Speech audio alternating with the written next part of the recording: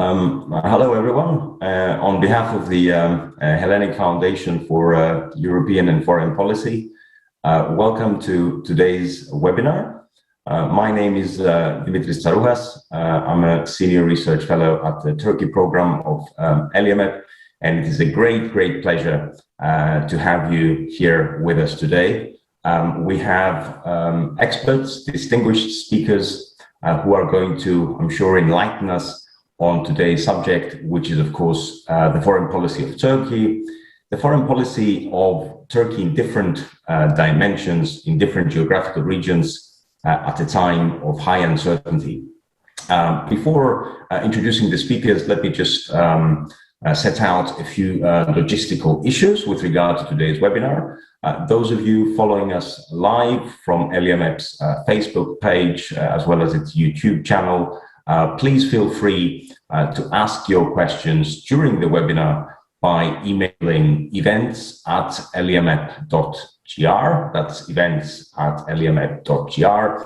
We will be very happy to take them on board and pass them on to our excellent speakers for today. Let me introduce them for you. It is a great pleasure to have with us Professors Lenore Martin and Dimitar Bechev. Let me start with Professor Martin first. Welcome. Professor Martin is Professor and Chair of the Department of Political Science and International Studies at Emmanuel College in Boston, and an associate of both the Weatherhead Center for International Affairs and the Center for Middle Eastern Studies at Harvard University. She co-chairs the Middle East Seminar at Harvard and has received 3 Fulbright Awards, the last one of which was in 2010, as a senior Fulbright researcher at METU, the Middle East Technical University in Ankara in Turkey, working on Turkey and the Middle East.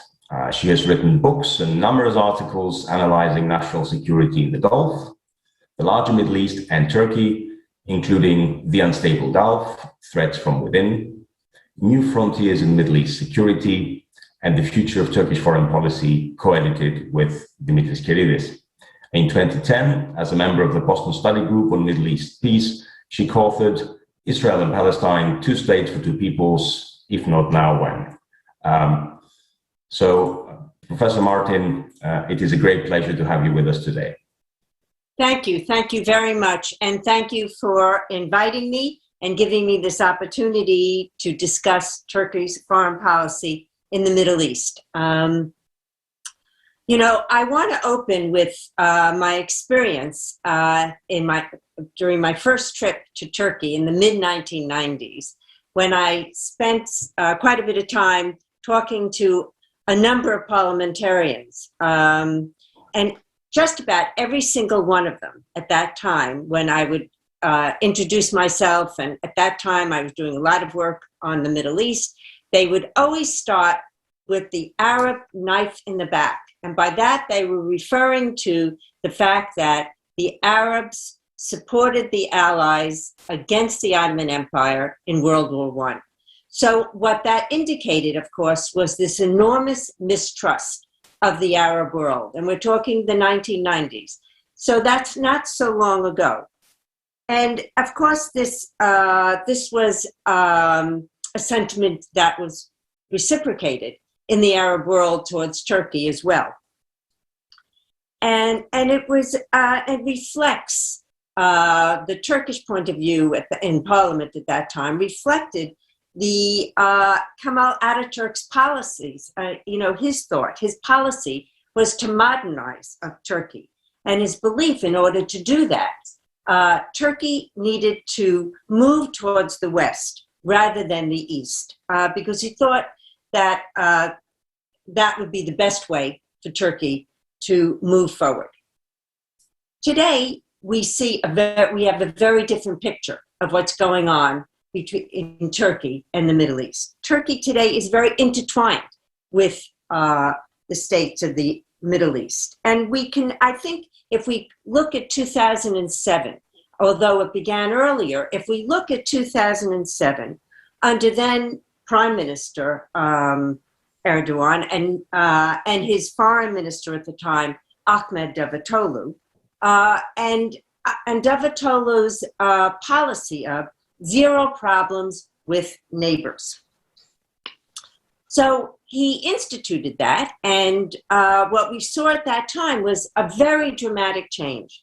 So in Syria, which in 1998 we had Turkey and Syria almost at war. By 2009, the two cabinets were having meetings together. Okay. In the Gulf at that time, Turkey signed a memorandum of understanding in 2008. There was very little interaction with the Gulf and Turkey before then. And here we have a memorandum of understanding which established a strategic dialogue, making Turkey the first country to have such a bilateral relationship with the GCC. And in 2010, Turkey and Egypt were discussing organizing a high-level strategic council to boost bilateral political consultations and economic ties. Now, Turkey today continues to be intertwined with the Middle East, but it's no longer a zero problems policy of diplomacy and economic ties. Today, Turkey has a more militaristic, aggressive posture in the region. It has bases in Syria, bases in Iraq, a base in Qatar, and troops in Libya. And there continues actually to be discussion about whether Turkey will establish permanent bases in Libya. So how can we explain the change? To answer this, I think we can look at Turkish foreign policy as a three-dimensional chess game. The three dimensions being: one, the international system; two, Turkey's national interests; three, the leadership's vision, sense of identity, and ideology. So the international system. Following the breakup of the Soviet Union in 1989, we can say the international system became very much a unipolar system. And that certainly was true in the Middle East. But the US became increasingly concerned about what was happening in Asia, and there was talk about a pivot to Asia. So when the Iraqi parliament voted in 2011 not to extend its agreement for the US forces to remain in Iraq, there was sort of a confluence of interests here. The US was very willing to leave, and I should say willing, there was discussion here, but it sort of came together for the US, pull their troops out of Iraq. It went with this idea of staying less in the Middle East, moving their attention more to Asia. And it signaled, it was a signal to the region that the US wasn't so interested in controlling the Middle East so much. That same year, 2011, we saw the Arab Uprisings taking hold. And the US took a very mixed position there, right? And I'm talking about this because it signals a real change in the international system. So the US helped with air power, helped the coalition to overthrow Gaddafi, but it really did this with its eye not only in overthrowing Gaddafi, but preventing a humanitarian disaster. And it only used air power. In Syria, the US encouraged protesters. And when the uprising became violent, the US used very limited US forces, its special forces, and even those in somewhat limited numbers.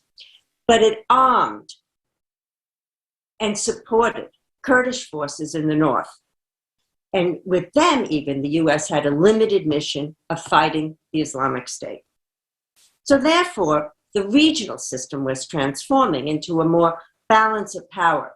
And that created opportunities for states in the area, Turkey among those states, to act on their national interests as these countries and leaders saw those interests. So how? So Turkey's national interest how did they see their national interest in the Middle East? Certainly, it was to counter external military challenges and internal terrorist threats. Some of which, though, they were concerned outside powers would support those internal threats. Secondly, Turkey looks to the Middle East to help secure energy supplies and also to help with increasing their economic well-being. Now, on top of that list of military challenges for Turkey is the Kurdistan Workers' Party, the PKK in Turkey. The PKK also, of course, has bases in northern Iraq, and the PKK has affiliates in Syria, the PYD, and PJAK, its affiliate in Iran. Turkey sees the PKK as terrorists, as do the United States and the EU. Nevertheless, the U.S. claims that the PYD, the Democratic Union Party, the strongest party in northern Syria, is not a terrorist organization. And the PYD has been serving as the U.S. boots on the ground to fight the Islamic State. And in fact, the PYD to this day controls Islamic State fighters. It controls prisons. The U.S. support for the PYD enabled the Kurds to establish an autonomous region in northern Iraq called Rojava. Turkey sees this as a threat to the state and has invaded Syria, pushing the PYD from some of the Syrian border where the U.S. troops were pulled out by President Trump. Turkey's goal in Syria is to make sure that PYD is pushed further back from the entire border and bring back Syrian refugees to replace the Kurds in the area. From the point of view of the US, but more importantly, from the point of view of Damascus, Turkish troops do not belong in Syria. So I think we're going to see more increased fighting in the area to try to push Turkish troops back over the border, as well as diplomacy to try to agree on what rights, if any, the PYD will maintain. As for energy, it's an important component of any state security. Turkey needs imported oil and gas at reasonable prices, and it's one way, a great way actually, of explaining Turkey's intervention in the Libyan civil war. And there it has supported the GNA and its leader, Fayez al-Sarraj. And Turkey's done this through military support, including 3,000 to 5,000 mercenaries, drones, the use of 2 military bases. Turkey is hoping to win back some 20 billion worth of contracts it lost with the overthrow of Gaddafi. And of course, this also opens up Ankara's ability to move more easily into the Sahel and increasing its influence in Africa. The aggressive posture Turkey took in Libya is also clear in the Mediterranean itself, where there's a doctrine of the blue. Turkey has a doctrine of the blue homeland. And in that doctrine, it's based on this idea that Turkey has 180 square miles of the Mediterranean, which is Turkey's. In support of that claim, as well as the tension that Turkey feels in northern Cyprus, and over the demarcation of the problems over the demarcation of the continental shelf and the hydrocarbon drilling rights in the Mediterranean, Turkey in 2019 formed an exclusive economic zone with Libya that actually traverses the Mediterranean. In response, Egypt and Greece signed a maritime accord on August 6th of last year, 2020. And in the following month, Greece Cyprus, Egypt, Israel, Jordan, and the Palestinian Authority in Italy formed the Eastern Mediterranean Gas Forum to work on developing the energy resources under the sea and a pipeline to southern Europe. Turkey, which had chased Israel and Italian vessels from searching for oil, and because of the tension they produced in the Mediterranean, was not invited to join the forum. So there's a lot of tension there, and I'm sure that Sinem will pick up on it in her part of her presentation. The last dimension that I will quickly touch on is the third level of the explanation of Turkish foreign policy in the Middle East, is that of leadership. President Erdogan has a strong identification with Islam and a vision of Turkey as a leader in the Muslim world, as well as a leader, a global leader. He has brought his strong ideological affinity to the Muslim Brotherhood to bear on his foreign policy. He has, therefore, alienated Egypt after the ouster of President Mohammed Morsi, himself a Muslim brother. He has alienated Israel with Turkey's strong support of Hamas and its allowance of Hamas leaders a haven in Turkey. He has his support for the Muslim Brotherhood has also alienated the UAE and the Saudis. And his support of the Islamic opposition in the Syrian civil war and his aggressive actions in Libya have raised opposition in the region and beyond. So in sum, the three dimensions driving Turkish foreign policy in the Middle East remain complex and interconnected. This is the result of the multipolar international system, Turkey's national interest in its military and economic security, and President Erdogan's ideological foreign policy. And this is evidenced by Turkey's inability to resolve its Kurdish problem at home and over its borders, its inability to resolve its claims in the Mediterranean, and President Erdogan's ideological foreign policy that has alienated almost all of its neighbors. So I hope I've given you some background here, and I look forward to questions and discussion. Thank you so much. This is brilliant. Thank you so much, Professor. This is a perfect introduction to what I'm sure is going to be very important interventions by the rest of our speakers. You have been able to highlight both structural and agency-related factors with regard to Turkey's approach to the Middle East region. And as you mentioned, I'm sure that Sinem will have many things to say, many things to add maybe to what has already been said from a slightly different perspective, of course, given her expertise, namely the relations between Turkey and Europe. Allow me to very briefly introduce our speaker.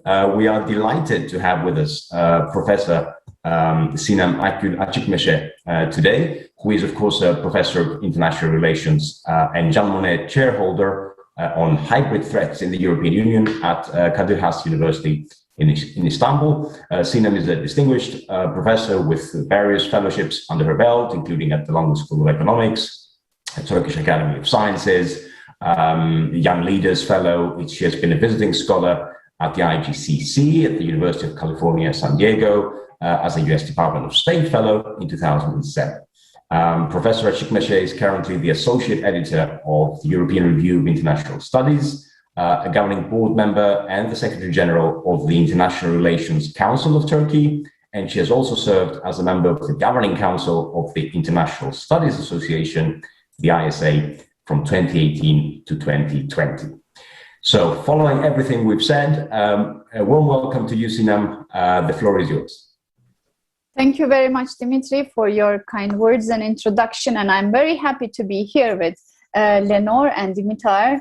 So it's very good to be among friends and distinguished colleagues as well. So I will talk from the European perspective. Turkish foreign policy is Europeanized with the question mark perspective. Is there still any Europeanized foreign policy? I mean, my answer at the outset would be a kind of no. But let me discuss how things evolved and how Turkey's detachment from the European Union specifically happened. And where are we now in terms of Turkey-EU relations? I mean, EU has been the epitome of Turkish foreign policies, Western perspective, Europeanized perspective. But since Turkey-EU relations are not going well at the moment in terms of membership status, so Turkey is kind of detached from the European institutional structures plus the European values. Maybe if we have this value-based foreign policy perspective, then it would be right to say that it's no longer working as it was. So there are many challenges in Turkey-EU relations, and I would like to talk about those challenges, the stumbling blocks in the relationship.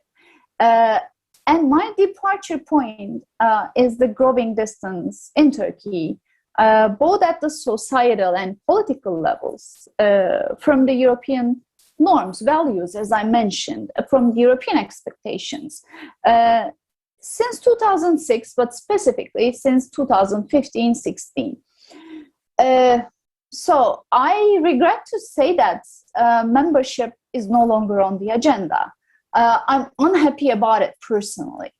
And with all the contributing factors, it's not only domestic, it's not only in Turkey, but it's also EU-wide. There are both sides of the story, and this is not a realistic target for Turkey anymore. And recent European Union Council conclusions, I mean, in 2020, October, December, there were council meetings, not on Turkey, but on the topic of Eastern Mediterranean, where Turkey was a subtopic, let me put it that way. Their testaments, those summit conclusions are testaments to my point here. And also the latest March 2021 summit, the latest one also is a testament that membership is no longer on the table. They're not saying this, by the way. This is my interpretation, and this is an interpretation of many scholars.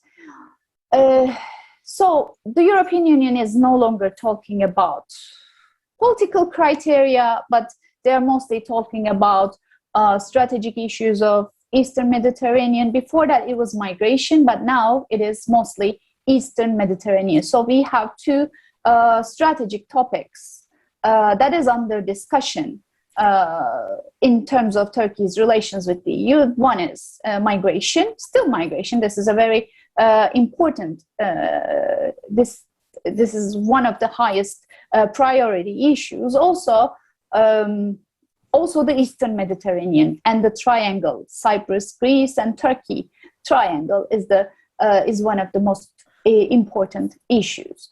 So this relationship moved from its vision of full membership to a one that necessitates another type of vision. And that vision is now slightly uttered by the EU.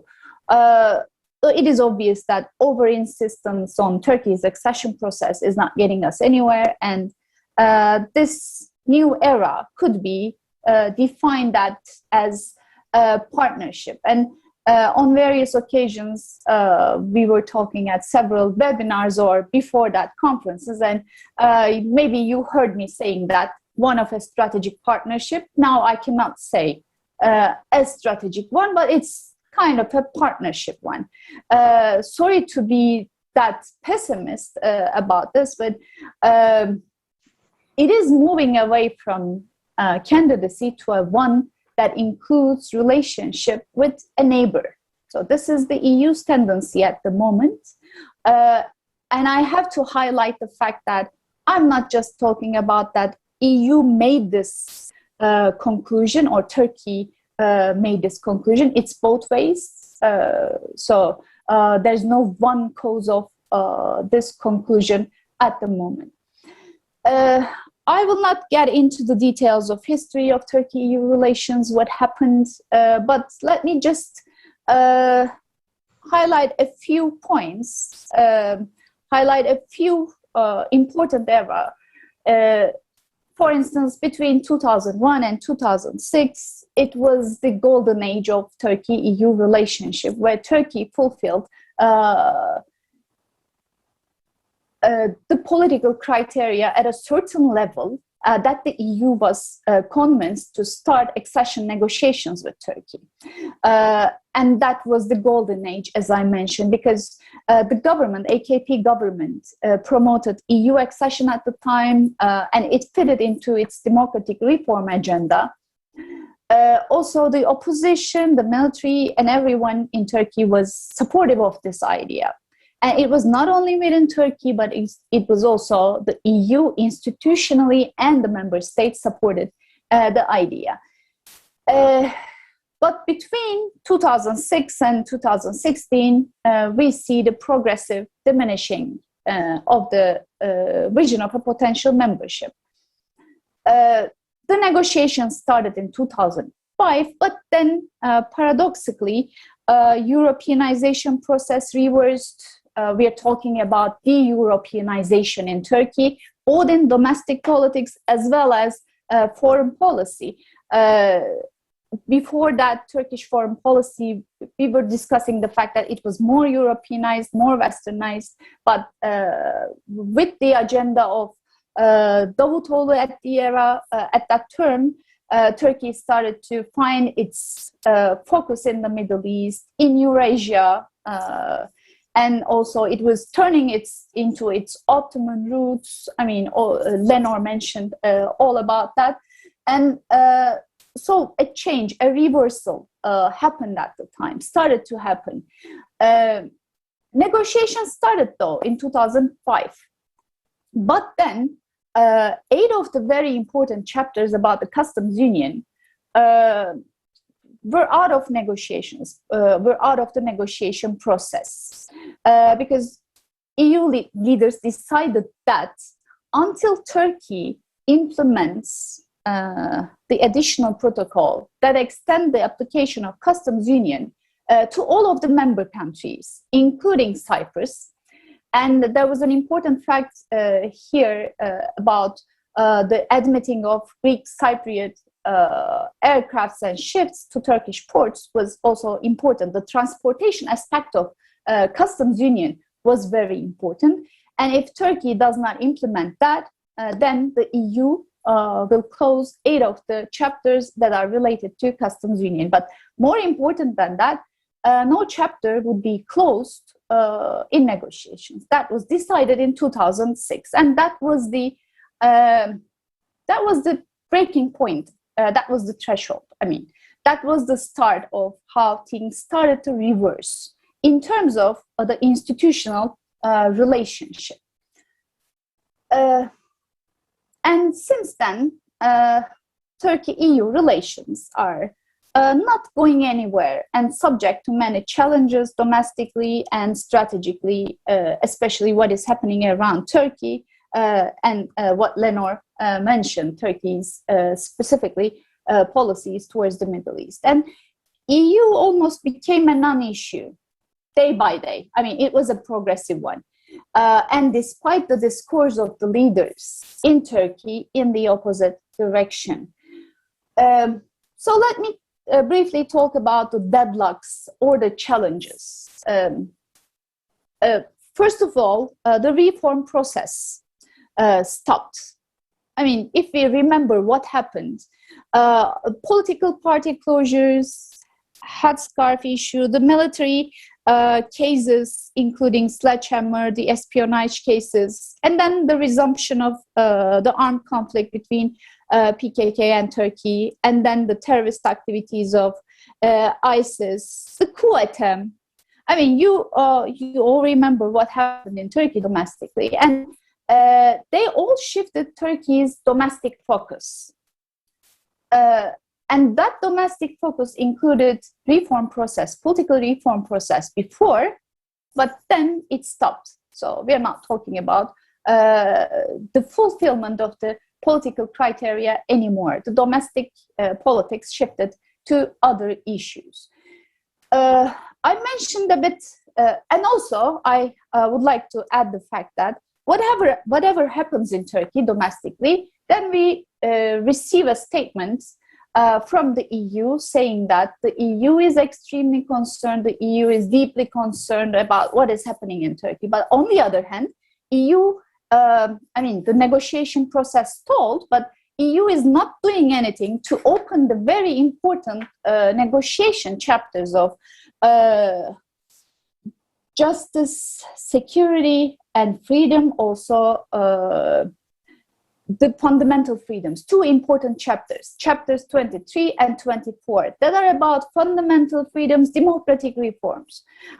So on one hand, Turkey is not doing its homework about fulfilling the political criteria, but on the other hand, EU is not showing Turkey the way, is not helping. So the political reform process stopped, the negotiations stopped. The last chapter that was opened was on financial and budgetary issues, and unfortunately in 2019 it was decided that negotiation process is on hold. So we're no longer talking about negotiations. What else? What are the other deadlocks? The migration issue. When we are talking about the migration issue, we have to say that, we have to admit the fact that the 2016 migration deal is no longer working. And the EU has turned this migration issue into a border security problem. It worked for some time. If you remember the 1+1 formula, it stopped illegal migration from Turkey to Greece, and also all that what happened in the agency that shattered humanity. The EU has not fulfilled its promises of resettlement, but the EU only provided some funds to Turkey for hosting more than 3.5 million Syrian refugees. But it doesn't work anymore. The migration deal is not a functional one. But still, there is a huge discussion that the way in which Turkey and EU can cooperate further would be in the migration area. Another deadlock that we need to talk about is the visa freedom, visa liberalization that Turkey was expecting. But the EU is not willing to do so. And at the latest summit, EU is no longer talking about visa liberalization, but it's talking about human-to-human relations. So it's not on EU's agenda. It seems that it is not on the EU's agenda. Turkey, there was that famous 72 criteria in visa liberalization that Turkey fulfilled almost all of them, but one about the definition of terrorism. Customs union is another issue, and I have to wrap up. Customs union is the most strong relationship Turkey and the EU has, but it needs to be modernized. It needs to include some other issues, including public procurement services, agriculture. Also, there's this discussion about Turkey's alignment with the free trade agreements with the third countries. So there's kind of a deadlock over customs union, which needs to be modernized. And this is also written in the latest summit conclusions, saying that there could be there's a hope for that, but we have to see how. Is it just words, or can it be transformed into deeds? So there are other deadlocks, such as Turkey's drilling activities in the Eastern Mediterranean. Also, one other issue, which is very important under Biden administration, Turkish-American relations. There's a triangle of relationship at the moment. So as a conclusion, both sides have acknowledged the fact that a new vision is needed, which should be inspired from the already existing policies that both sides have common interests. But this should not be, my personal view here, this should not be an alternative to membership. This should be a transition period. I mean, whether or not, we don't know, even though we are not optimistic, up until the moment the time comes for membership. This could be regarded as the transition period, but not an alternative to membership. So that would be my final words, but I would be happy to discuss if you have any questions or comments. Thank you. Brilliant. Thank you, Sinem. Thank you very much indeed. I wonder, maybe something that we may want to keep up for the discussion later on, referring to the last point you made, would be this notion of conditionality that, as you rightly mentioned, has almost gone off the rails, being reinserted in EU-Turkey relationship through the customs union. And shameless self-promotion here, my latest policy paper on ELIAMEP, which is exactly on that topic, addresses precisely the extent to which maybe a modernized customs union could be some way of reviving the sort of dead end that you have pointed out so nicely. So thank you very much, Sinem. We'll come back to this. And now we'll move on to our third speaker. Last but most certainly not least, we are extremely pleased to have with us Professor Dimitar Bechev. Let me introduce him very briefly for you, as I've done for our other speakers. Dimitar is the non-resident senior fellow with the Eurasia Center at the Atlantic Council in the United States. He's also a research fellow at the Center of Slavic, Eurasian and East European Studies at the University of North Carolina, Chapel Hill, and the director of the European Policy Institute, a think tank based in Sofia in Bulgaria. Dr. Bechev has also been a senior policy fellow at the European Council on Foreign Relations, has published extensively on EU foreign relations, the politics of Turkey and the Balkans, Russian foreign policy, and energy security. His busy research agenda includes two upcoming publications, two book publications, one of which I would like to highlight for our audience today. Dimitar's book is coming out soon. It's entitled Turkey Under Erdogan and will be published by Yale University Press very soon. Maybe, Dimitar, you want to touch on this within the nexus of the Balkans, Turkey, and Russia. The floor is yours. Well, thank you so much, Dimitri, for the generous introduction. And it's a real pleasure to be with ELIAMEP today, even if virtually. I remember all those great conferences, events, not least the one on the Halki Islands back in the day. Unfortunately, COVID has changed everything, but it's nonetheless a privilege to be in the company of distinguished colleagues. And thanks a lot for plugging in my next book project. I believe that's the first time that the title has been uttered.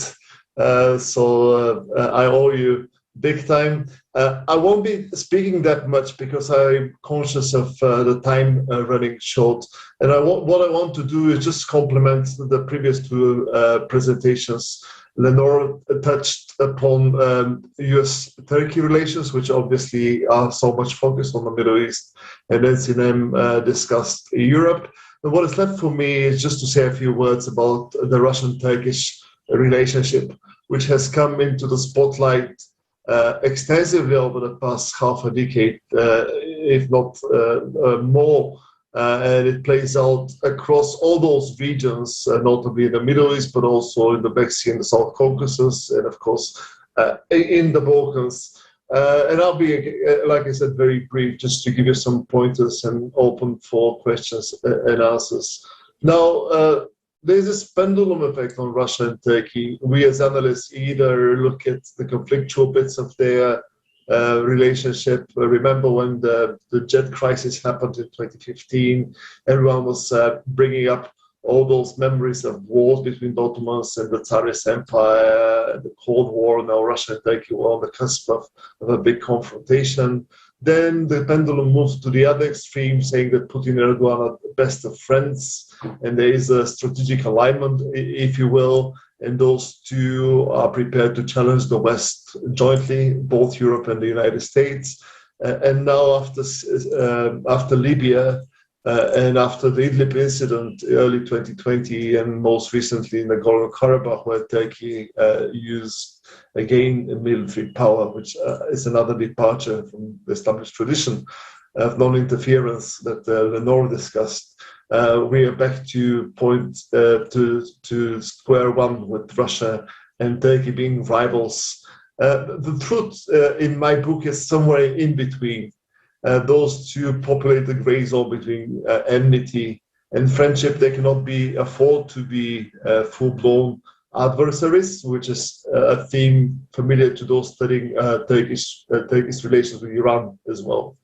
You cannot be an adversary of those big powers, but geopolitical interest makes it very difficult to be in full alignment.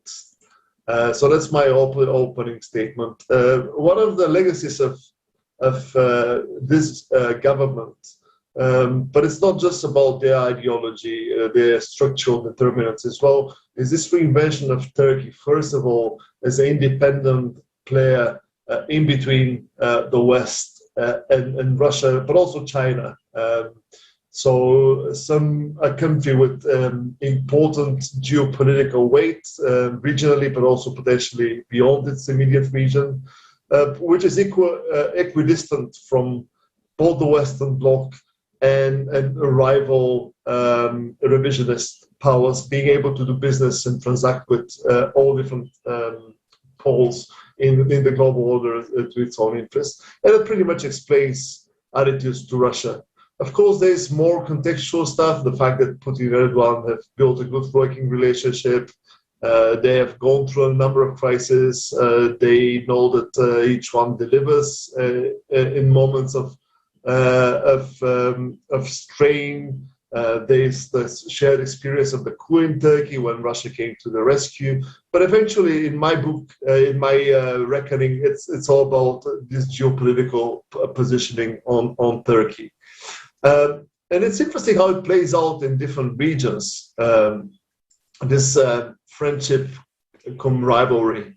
In the Middle East, Russia was there for Turkey, making possible the interventions starting in 2016, giving green light to the Turks to claim parts of Syria, conscious of the change of Turkish priorities from toppling Assad to actually containing the Kurdish national movement. And Russia, of course, never cut ties to the Kurds. One of the qualities of its policy, it's almost reminiscent of zero problems, if you will, that Russia talks to everyone.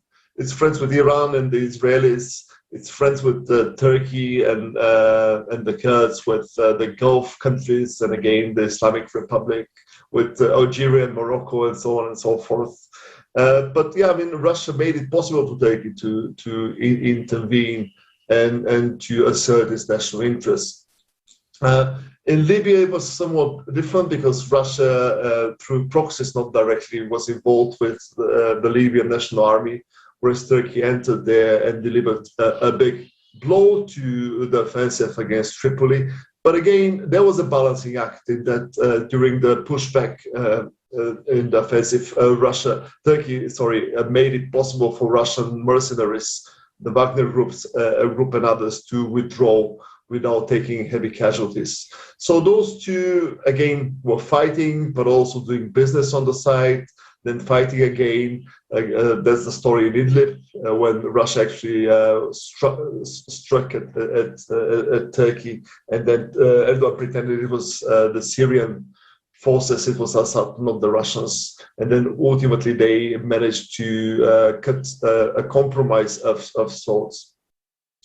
The same dynamic is visible elsewhere in the Caucasus, where Turkey intervened in Nagorno-Karabakh. Again, Russia was in a somewhat different position. So the analogy to Syria and Libya is not very applicable because Russia has a relationship with both Azerbaijan and Armenia. But the big story there is that Turkey managed to insert itself in what Russia considers its strategic turf and to claim a piece of the action. Which brings me, as I move geographically, to the Black Sea and ultimately to the Western Balkans. I think there, Turkey actually uses the West to balance against Russia, especially in the Black Sea. So if in the Middle East, you could argue that Turkey used, and I owe this formulation to my colleague Evren Balta, who has written extensively on Russia-Turkey. If in the Middle East, it's Turkey using Russia to balance against the West, obviously with the Kurdish issue, that's very visible. In the Black Sea and to some degree the Balkans is the opposite. Turkey is still committed to the West as a means to balance against Russia. So in those regions, we see more continuity with the past. Sure enough, there are a lot of new developments, the AKP factor, ideology, references to Islam, the Erdogan cult, that's always true. But if you scratch the surface, you see a lot of the old Turkey mentality. Turkey remains committed to NATO in the Black Sea. It has subscribed to all its policies designed to contain Russia.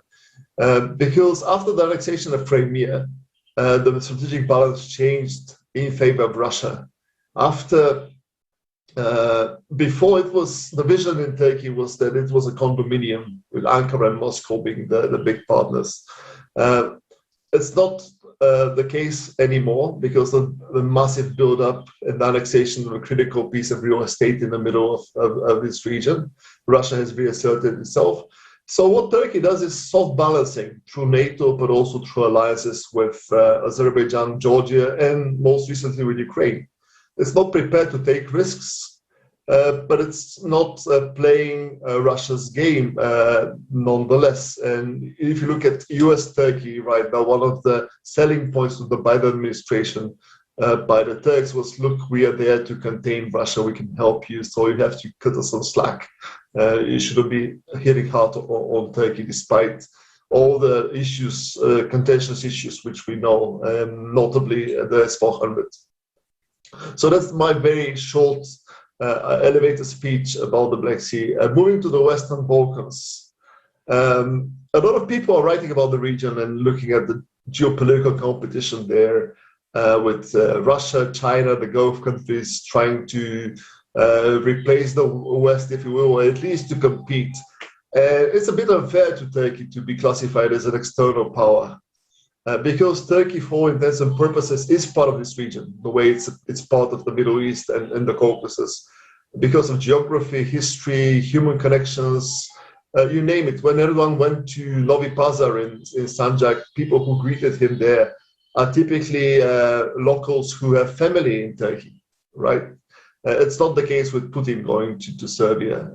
There is no connectivity at this societal level, and it's a subject of a very different talk. But I think the big headline is that Turkey in the Balkans is running a parallel policy to the West, but not necessarily adversarial policy. Russia's vision is to be the spoiler, to make life difficult for NATO, the EU. Turkey just wants to claim some influence, but it hasn't really tried to prevent NATO expansion. In fact, it ratified Montenegro and later North Macedonia's expansion pretty swiftly without some extra conditions. Its economic presence in the region is notable, but if you look at the figures, the countries in Greater Southeast Europe that trade with Turkey are effectively those who are in the EU. So the customs union is a big factor. It's not Kosovo, Bosnia, which trades with Turkey, it's Romania. And then Greece and Bulgaria usually competing for number 2, despite everything. So EU still matters, and customs union, trade integration, and the inertia of the past still matters, which goes on to what Sinem had to say about Europeanization. What's different, of course, is Turkey's rhetoric, with Erdogan using the region for domestic political purposes. 2018, during the jumbo elections, he had the big rally in Sarajevo, rallying people from the diaspora who could not greet Turkish policymakers in Netherlands and in Austria and Germany. So there was Bosnia, where Turkey was the boss, essentially. There was a fair amount of anti-European rhetoric. But again, the substance, I don't see Turkey being such a big problem despite everything. In fact, much of what Turkey does substantively is either to go along with European American policies on security, also on energy with South. And I'm happy to respond to questions in the Q&A. All the other bit is to fight this battle against the Gülen movement, which once was the vanguard of Turkish influence in the region. Now it's a liability, and it applies, of course, to other places around the world, from Africa to the post-Soviet space. Now Erdogan and AKP want to contain the movement and to seize assets and so on and so forth. But I don't really see Turkey, beyond rhetoric, trying to rival the West in a more systematic way. So let me stop here and turn to the guests and get some questions to everyone. But thanks for your attention. Thank you so much, Dimitar. That was fantastic. That was also a tour de force. You took us to different regions, and you did so in an extremely elegant way. And if I may, just trying to sort of bring the common themes that all 3 of our distinguished speakers have brought to the table today. Maybe one thing that is very obvious, and I think is also part of this moment in international relations that we experience, is this nexus between domestic political priorities that all 3 of you have one way or another talked about on the one hand, and of course the foreign policy considerations of Turkey in the different parts of its neighborhood and even beyond it. And I want to sort of ask a question that goes to all of our speakers, and I would like to formulate it deliberately provocatively, asking you to respond to it, just to spice things up, because all of you are obviously extremely well-known scholars, very much premised on facts and your own particular very well-informed assumptions. But I just want to go back very briefly to what Professor Martin at the very beginning of today's webinar talked about, and I think Sinem touched upon as well, namely the by now very old Davutoğlu doctrine of 0 problems with neighbors. Now, all of us know that this was meant to be formulated, some of us would say packaged, as part of an approach that sought to stress the multidimensionality of Turkey's foreign policy, right? And so the old, more Republican understanding of a turn towards the West, institutionally, politically, even normatively, was meant to be replaced by a very different approach. Now, we also all know that then the Arab Spring happened, and the moment the Arab Spring turned to the Arab Winter, all of this went by the wayside. But it seems to be, and I hope that is the provocative part of my question here, that listening to what all 3 of you said from your different positions, it seems to me that maybe what is emerging is indeed a foreign policy which is adversarial and very confrontational on the one hand. You just look at what's happening in the Middle East. Relations with Europe seem to confirm this, not least with member states like Greece and Cyprus. But then we also have the approach that Dimitar so nicely introduced about how Turkey is actually conducting business as usual, so to speak, right? Hedging its bets by using the Russia factor in areas like the Caucasus and the Western Balkans. And therefore, my question to all of you, and whoever wants to take the floor, please do so. Is it true to say that Turkey is simply adjusting its foreign policy? It's flexing its muscles wherever it feels it can afford to do so.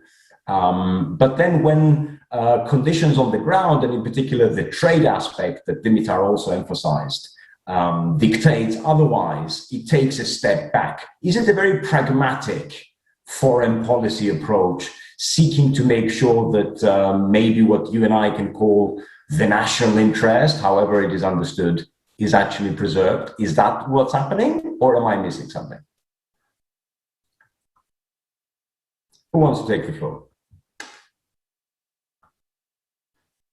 I'll just bite and start the discussion. Certainly, Turkey's trying to be pragmatic. Turkey's, at least as far as the Middle East goes, it sees itself as protecting its national interests. But I want to reiterate what I said towards the end of my discussion. I think it's more than that. I think there is really an ideological component that is driving Erdogan's foreign policy in the Middle East, and I don't think we can avoid that.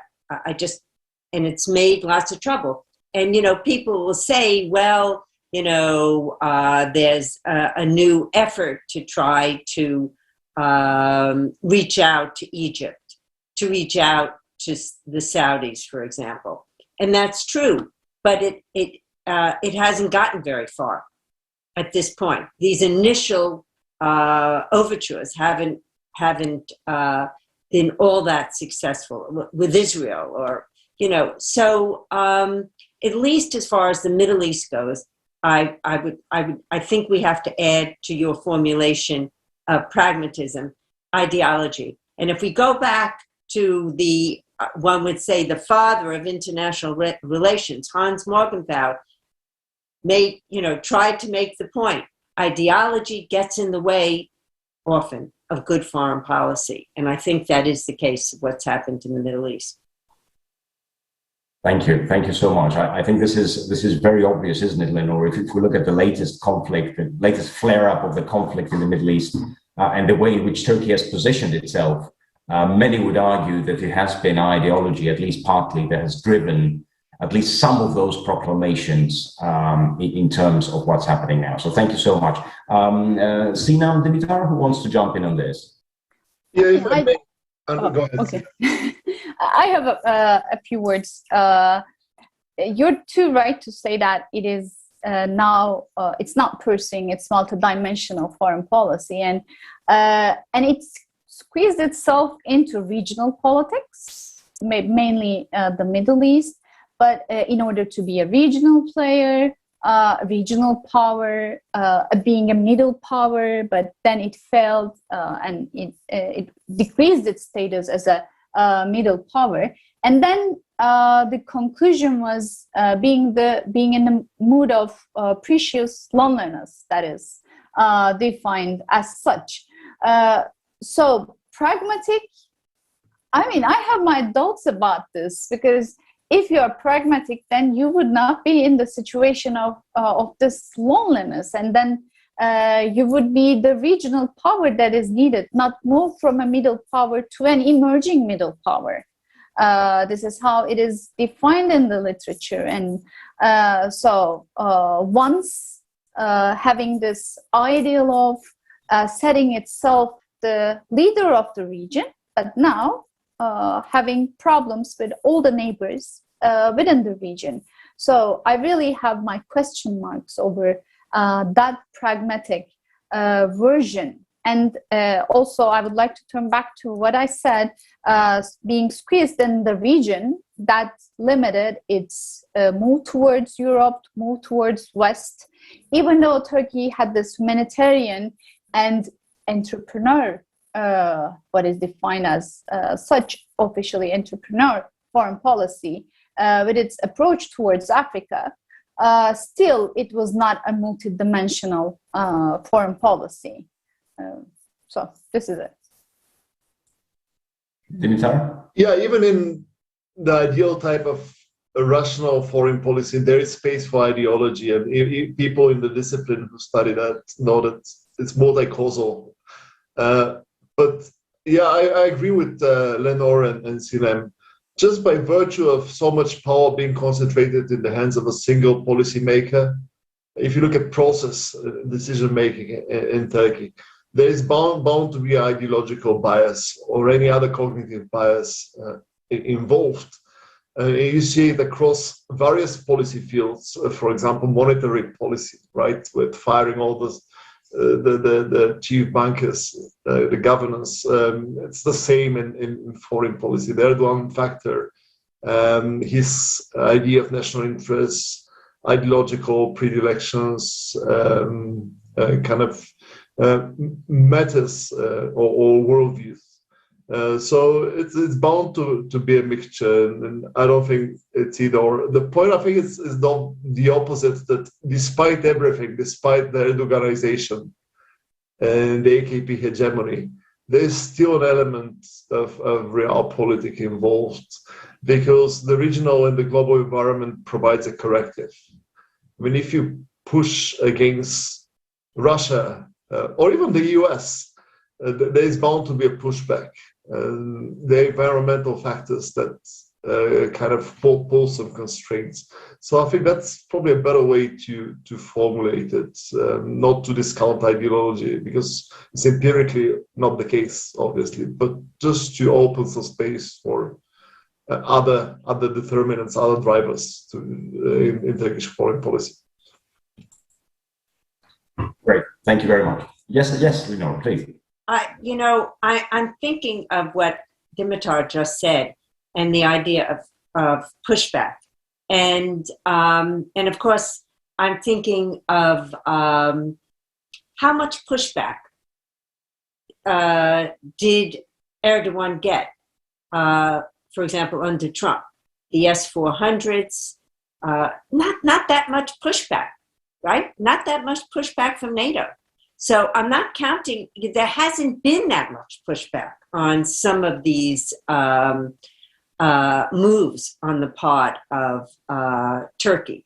It's going to be interesting to see, even under Biden, how much pushback there's going to be. So I'm watching, I'm watching this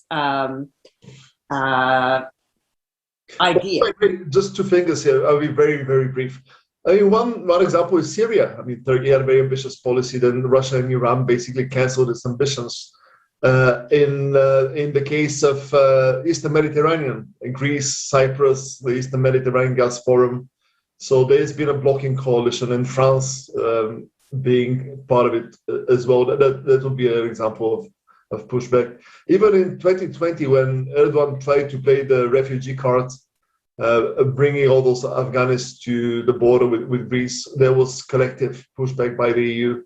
So sometimes he has gotten his way. Nagorno-Karabakh will be a case study, maybe Iraq, northern Iraq.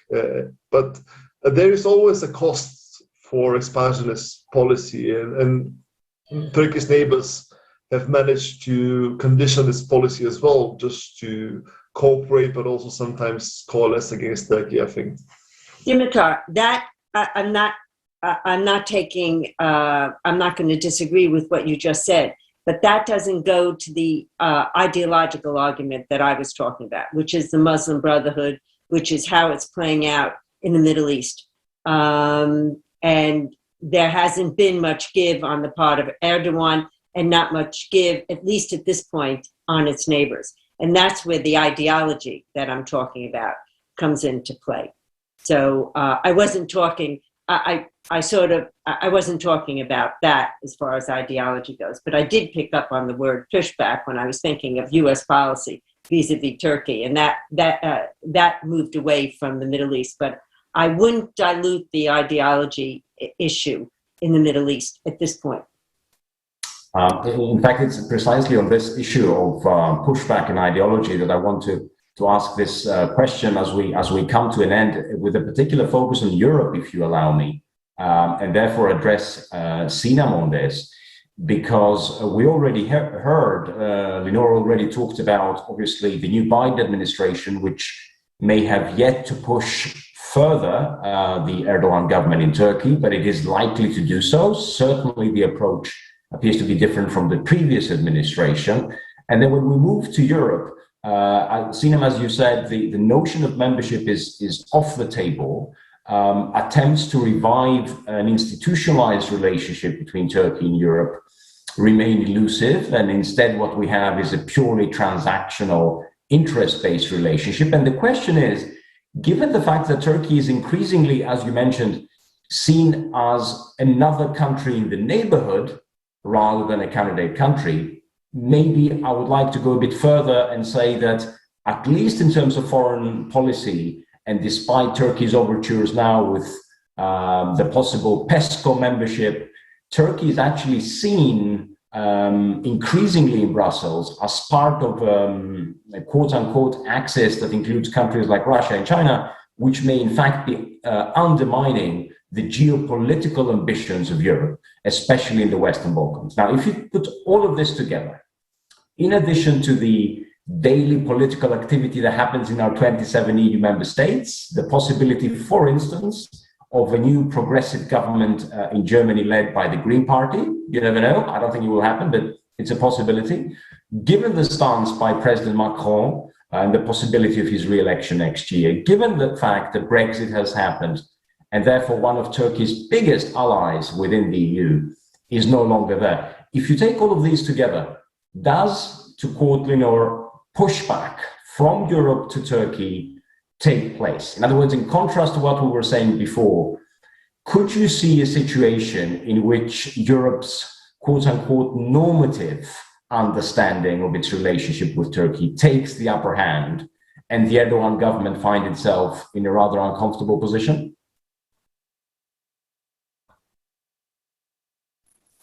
Good question, Dimitri, and a very tough one to answer, because EU is not acting in its normative foreign policy when it comes to Turkey. The European Union, I mean, for the last 2 years maybe, the European Union was not talking about political criteria towards Turkey. And this is very evident when you look at the reports, conclusions, everything about Turkey. The official conclusions are under the title of Eastern Mediterranean. And nothing about values, nothing about political criteria, nothing about fundamental freedoms, and all else. Whenever something happens which is not in line with the European values and fundamental freedoms, it is only the EU leaders condemning the situation, but doing nothing else. I mean, they're not linking Turkey's progress to the political criteria anymore. And that political criteria, the emphasis on political criteria, is what makes the EU a normative actor. I mean, pushing Turkey towards fulfilling, towards respect to fundamental freedoms, human rights, minorities, and democracy, rule of law. All these make the emphasis on all these make the EU a normative one. And the EU is not acting when it comes to Eastern Mediterranean, when it comes to migration. It's not acting, it's not pursuing an ethical foreign policy when it comes to migration, because the EU is linking the topic to a border security one, not in its human security form. And on this issue, I mean, I'm trying to be as much as I can very objective when talking about both ways. But when it comes to Turkey is acting with a humanitarian dimension when it comes to the Syrian refugees. But for the EU, those people are to be limited at the borders of Europe. So they should not be admitted to Europe. They should not be resettled. There's a very limited number, and Germany is the one that was the most progressive one in that situation. So is this normative? Is this ethical? I don't think so. When it comes to the Eastern Mediterranean, that is also one of the strategic issues, that the EU is not acting normatively. But I don't disagree with the EU, because the European Union has members, and it has to act in line with the policies of its members. It has to protect them. It has to be in solidarity with them. So I cannot blame the European Union for doing that, for sidelining with Greece, sidelining with Cyprus in the issue, but it's not acting normative from the Turkish perspective. When it comes to international law, Turkey has its own rights, Greece has its own rights, but the EU is protecting Greek rights, EU is protecting the Cypriot rights, which I don't blame the EU for doing so, because it is a club and it has the promise of solidarity. But on the other hand, Turkey is a candidate country on paper, an accession country on paper, but the EU is not acting in a normative way from the Turkish perspective. So when it comes to Turkey, for like a decade, I would say, the EU is not acting in terms of a normative relationship, and that is why this pushback is very limited in Turkey-EU relations. I hope it covers your question, Dimitri. It certainly does, and I want to thank you for it. In fact, I want to thank all three of you, because although we were dealing with a really thorny issue, where do you start and where do you end with Turkey's foreign policy? I think all three of you were able to highlight so many different dimensions of where Turkey stands today in different geographical regions, and also give us a very good overview of where things are to go. If I can try and probably unsuccessfully summarize everything that we've said, I think this nexus between domestic policy and foreign policy is here. It has been emphasized by all of you, particularly in the ideological realm. And therefore, I think that as hopefully the world moves towards a post-pandemic situation, the way in which Turkey, but also other countries in the neighborhood, will be able to respond to the challenges that this post-pandemic world will bring is definitely going to be a space to watch. I want to thank all three of you for your kind time this morning, Lenore, this afternoon, to Dimitar and Sinem. It was a real pleasure having you with us, sharing your fantastic insights, and I hope we will be able to have something similar to this very soon again. Thank you so much. Thank you. Thank you.